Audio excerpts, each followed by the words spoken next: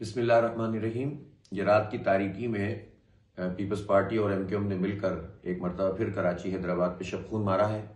जाहिर सी बात है कि ये काबिल कबूल नहीं है किसी सूरत। मैं अपने तमाम कारकुनों से ये कहता हूँ कि वो तैयार रहें। सुबह हम लाएअमल का ऐलान करेंगे और हम एहतजाज भी करेंगे, हम इलेक्शन कमीशन भी जाएंगे, हम कोर्ट भी जाएंगे और हम इन लोगों को भागने नहीं देंगे।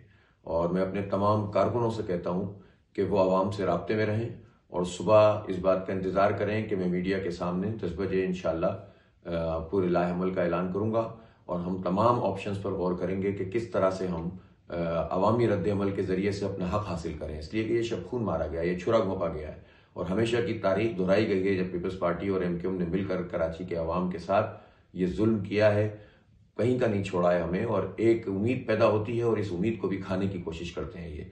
और ये वो डाकू हैं कि जिन्होंने हमारा सारा का सारा जो हक़ है हमारी नौजवान नस्ल का वो छीन लिया है, हमें तालीम से महरूम किया है, हमें जो है वो बुनियादी सहूलतों से महरूम किया है।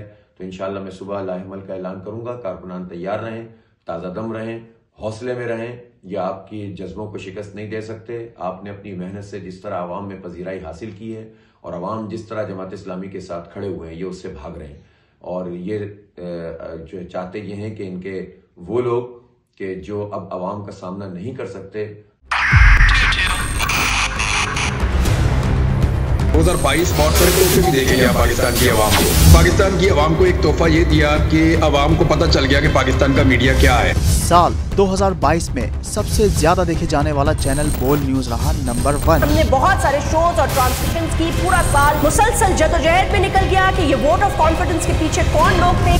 तोड़े रेटिंग के सभी रिकॉर्ड। सोशल मीडिया पर भी सबसे ज्यादा तेजी से 2.4 बिलियन व्यूज का संगे मील अबूर किया।